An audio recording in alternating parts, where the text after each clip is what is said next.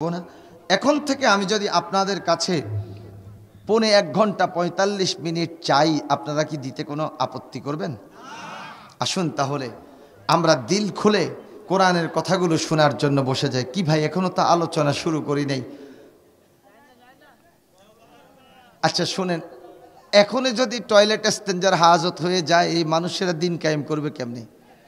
কি ঠিক না ব্যাঠে? যে একটু কন্ট্রোল করেন, 45 মিনিট আমরা একটু কন্ট্রোল করি। কেমন উঠাউঠি করলে তাহলে একজন উঠলে 10 জনের মনোযোগটা নষ্ট হয়। কে উঠলো, কি জন্য উঠলো, ওইদিকে তাকালে তখন বক্তা যে আলোচনা করছে সে আলোচনাটা তিনি হারিয়ে ফেলেন, তখন আর মজা পান না। তো যখন আর মজা পায় না তখন উঠা শুরু করে দেয়। অতএব আমরা আছি, আমরা একটু নীরবে বসে থাকবো। আমাকে প্রতিশ্রুতিটুকু আপনারা দেন ইনশাআল্লাহ। কারা কারা উঠবেন? যদি উঠার একান্ত প্রয়োজন হয় তাহলে আমার আলোচনাটা শুরু করার আগে মেহেরবানি করে উঠে আপনি বের হতে পারেন, কিন্তু আলোচনাটা শুরু করলে আপনি আমার আলোচনা এই কোরআনের ব্যাঘাত ঘটাবেন না। এটা মুসলমানের কাজ নয়। আল্লাহ পাক কোরআনুল কারীমে বলেছেন, ওয়াকালাল্লাযীনা কাফারু লা তাসমাউ লিহাযাল কুরআনি ওয়ালগাউ ফীহি লাআল্লাকুম তাগলিবুন। কাফেররা বলে তোমরা কোরআনকে শুনবা না, শুধু শুনবা না তাই নয়, সেখানে তোমরা গন্ডগোল সৃষ্টি করে দাও, আশা করা যায় তোমরা বিজয়ী হবে। তাহলে আপনারা যদি উঠাউঠি করেন তাহলে কোরআনের মাহফিলের মধ্যে একটু সমস্যা আপনি সৃষ্টি করার কারণে সওয়াবের পরিবর্তে আপনি গুনাহগার হয়ে যাবেন। কি ঠিক? ইনশাআল্লাহ আলোচনা চলবে, লোক আরও অনেক বেড়ে যাবে ইনশাআল্লাহ। অতএব এই ফাঁকে ফাঁকে যে জায়গাগুলো খালি হয়েছে, যারা বসতে পারবেন না, উঠার জন্য ছুটি দিয়েছি, ওনারা উঠে গেছেন, এই জন্য এই খালি জায়গাটা একটু পূরণ করে সামনে চলে আসেন। 30 সেকেন্ড আমরা সবাই আমার সাথে পড়েন, আমার সাথে পড়েন। পিছনের দিকে কেউ যাবেন না, সামনের দিকে। এই দেখেন, এই চান্স দিলে শুধু একবার শক্ত করে ধরে টান মেরে বসাইয়া দেন। এত দূর থেকে আসছে কথা বলার জন্য, এখানে কাউকে বের হতে দেওয়া যাবে না। যে আমরা সবাই পড়ে সুবহানাল্লাহি ওয়ালহামদুলিল্লাহি ওয়ালা ইলাহা ইল্লাল্লাহু ওয়াল্লাহু আকবার সুবহানাল্লাহি ওয়া বিহামদিহি আদাদা খালকিহি ওয়া রিদা নাফসিহি ওয়া জিনাতা আরশিহি ওয়া মিদাদা কালিমাতিহি। সবাই আমার সাথে পড়ুন, লা ইলাহা ইল্লাল্লাহু ওয়াহদাহু লা শারীকা লাহু লাহুল মুলক ওয়া লাহুল হামদ ওয়া হুয়া আলা কুল্লি শাইইন কাদির। এমন কোরআনকে নিয়ে বসেছি, এই কোরআনের কাছে আসলেও মানুষের ভাগ্য পরিবর্তন হয়ে যায়। সুবহানাল্লাহ। হযরত ওমর ফারুক রাদিয়াল্লাহু তাআলা আনহু ঈমান আনার আগে একজন মহান ব্যক্তিকে হত্যা করার জন্য খোলা তলোয়ার দিয়ে বের হয়েছিলেন, এটা আপনারা সবাই জানেন। ওমর বের হয়েছেন কাকে হত্যা করার জন্য? রাসূল করিম সাল্লাল্লাহু আলাইহি ওয়াসাল্লামকে। ঠিক পথের মধ্যে ওমর ফারুক রাদিয়াল্লাহু তাআলা আনহুকে কোরআনুল কারীম আকৃষ্ট করলো, তিনি ঈমান এনেছেন, ঘোষণা দিয়েছেন, লা ইলাহা ইল্লাল্লাহু মুহাম্মাদুর রাসূলুল্লাহ সাল্লাল্লাহু আলাইহি ওয়াসাল্লাম। এতদিন পর্যন্ত ওমর যতগুলো বদ আমল করেছে, পত্তলিক ছিল, কাফের ছিল, মুশরিক ছিল, যত অন্যায় করেছে, অপরাধ করেছে, এই কালেমা পড়ার সাথে সাথে আল্লাহ পাক তাকে মাফ করে দিয়েছে। একটা হাদিস তো মনে পড়ে গেছে, বলবো। রাসূল করিম সাল্লাল্লাহু আলাইহি ওয়াসাল্লাম বলেন, যারা দিল থেকে, মোহাব্বত থেকে, ভালোবাসা দিয়ে, হৃদয় থেকে বলবে লা ইলাহা ইল্লাল্লাহ, সাথে সাথে তার জিন্দেগির সমস্ত গুনাহগুলো আল্লাহ পাক মাফ করে দিবেন। তাহলে সবাই আমরা মনোযোগ সহকারে দিল থেকে ভালোবাসা দিয়ে বলি, লা ইলাহা ইল্লাল্লাহ। নবী করিম সাল্লাল্লাহু আলাইহি ওয়াসাল্লাম বললেন, দ্বিতীয়বার আবার যখন বলবে দিল থেকে লা ইলাহা ইল্লাল্লাহ, তার জন্য জাহান্নামের দরজার মধ্যে তালা লাগিয়ে দেওয়া হবে, আর জাহান্নামের দরজা তার জন্য কোনোদিন খোলা হবে না। আল্লাহু আকবার। তাহলে দ্বিতীয়বার আবার মনোযোগ দিয়ে ভালোবাসা দিয়ে, এখানে মহিলাদের প্যান্ডেল আছে নাকি? আমার মা বোনেরা আপনারাও খেয়াল করে করে আমাদের সাথে আমল করুন।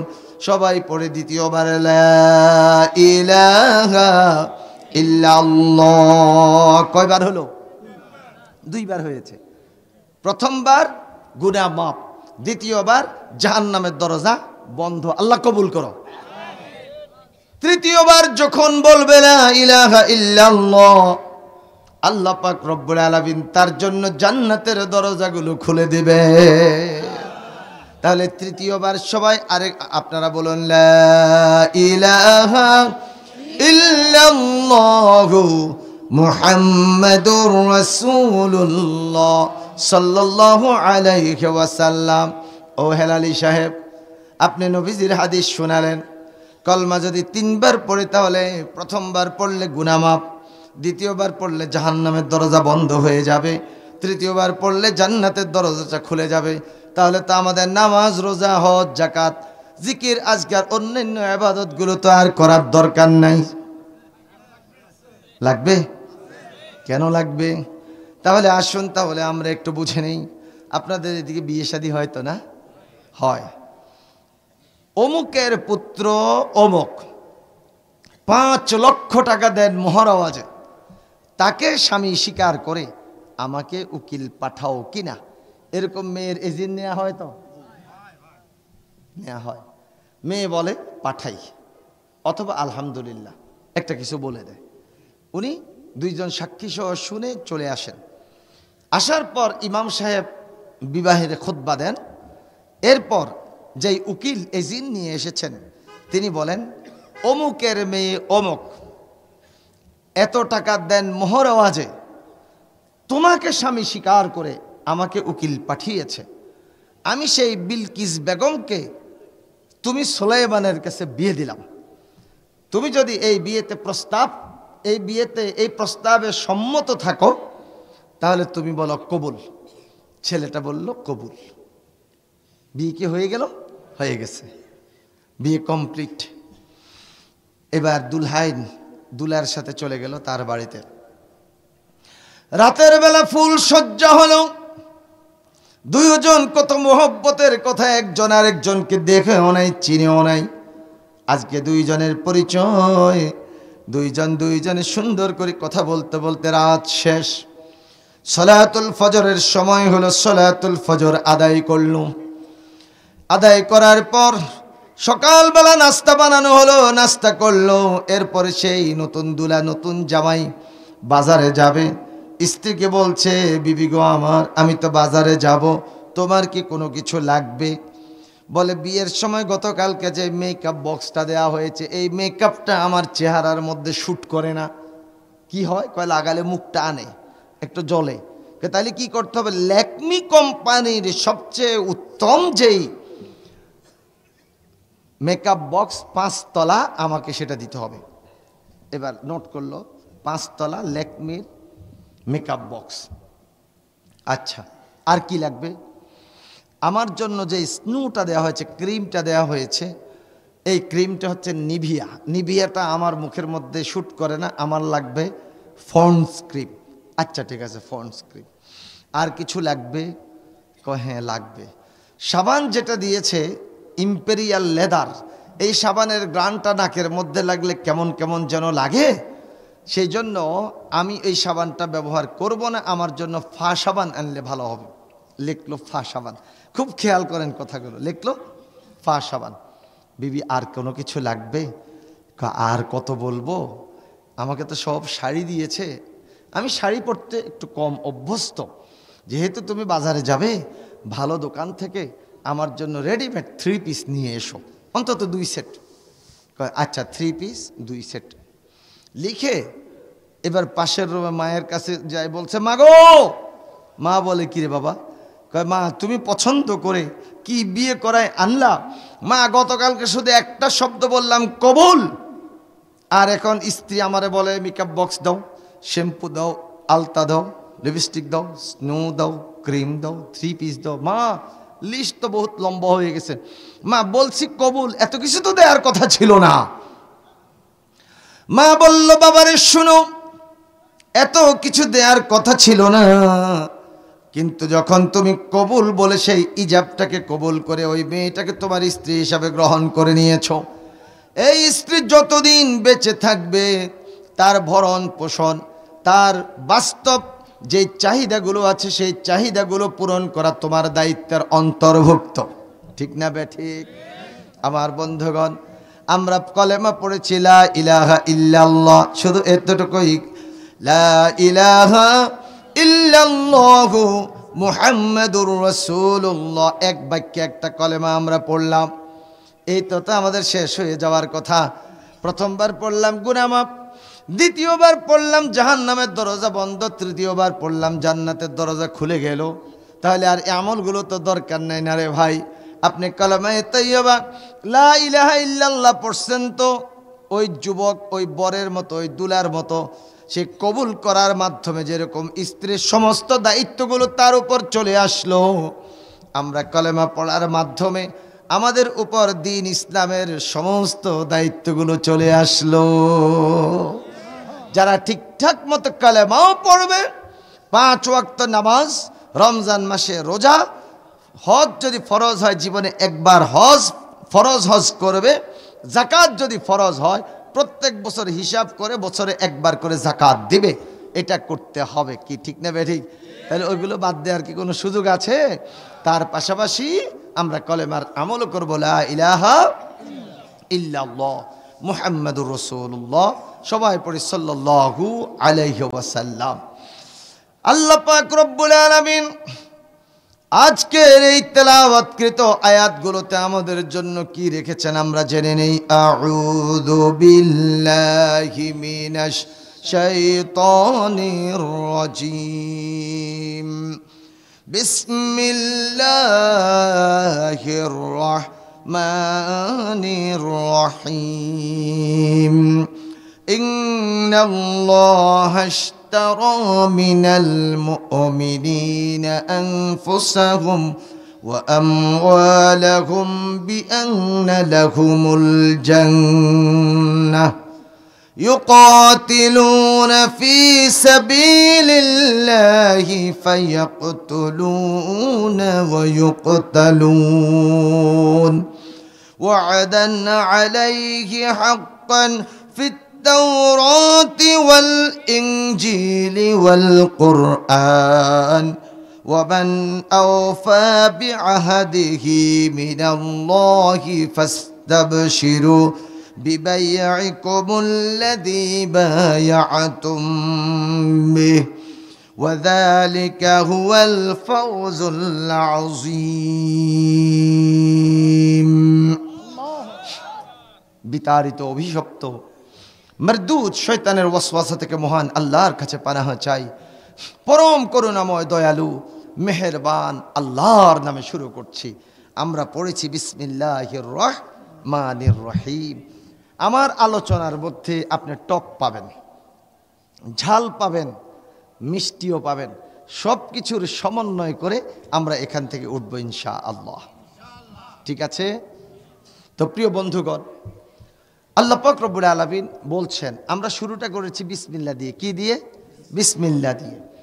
এই বিসমিল্লার মধ্যে হরফ সংখ্যা হচ্ছে 19। কয়টা হরফ? আলাইহা 19। জাহান্নামের পাহারাদার ফেরেশতার সংখ্যা হচ্ছে 19। মাশাআল্লাহ, আপনারা মনে হয় তাফসীর শুনেন, বোঝা যায়। জাহান্নামের পাহারাদার ফেরেশতার সংখ্যা হলো 19। বিসমিল্লাহির রহমানির রহিমের মধ্যে হরফ সংখ্যা 19। নবী করিম সাল্লাল্লাহু আলাইহি ওয়াসাল্লাম বলেন, তোমরা যখন কোনো কাজ করবে, কাজের শুরুতে যদি তোমরা পড়ো বিসমিল্লাহির রহমানির রহিম, তাহলে জাহান্নামের পাহারাদার ফেরেশতা প্রত্যেক ফেরেশতার সামনে এক একটা হরফ গিয়ে তোমাদের সামনে ঢালে পরিণত হয়ে যাবে। সুবহানাল্লাহ। এক একটা হরফ বিসমিল্লাহির রহমানির রহিম 19টা হরফ 19 জন ফেরেশতার সামনে দাঁড়িয়ে যাবে ঢাল হিসাবে। সেই জাহান্নামের পাহারাদার ফেরেশতাদের সামনে দিয়ে আপনি জান্নাতে চলে যাবেন, তারা টেরও পাবে না। সুবহানাল্লাহ। তাহলে বিসমিল্লাহ পড়লে লাভ না লস? আমরা কোরআন তেলাওয়াত করলে প্রতিটি হরফে সওয়াব পাই, কমপক্ষে 10 করে নাকি। সুবহানাল্লাহ বলেন। আর রাসূল সাল্লাল্লাহু আলাইহি ওয়াসাল্লাম বলেছেন, হযরত আব্দুল্লাহ ইবনে মাসউদ রাদিয়াল্লাহু তাআলা আনহু বর্ণনা করেন, তাফসীর নূরুল কোরআনের মধ্যে বিসমিল্লাহ তাফসীরের মধ্যে আপনি পেয়ে যাবেন।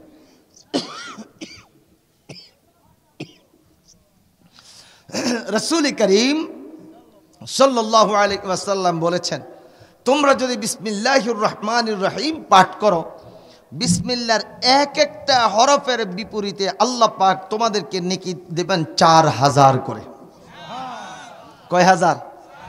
আপনি 4000কে যদি 76 দিয়ে, 4000কে যদি আপনি 19 দিয়ে গুণ করেন, তাহলে রেজাল্ট হচ্ছে 76000। শুধুমাত্র বিসমিল্লাহির রহমানির রহিম পড়লে আমরা 76000 নেকি আমাদের আমল নামায় পেয়ে যাচ্ছি।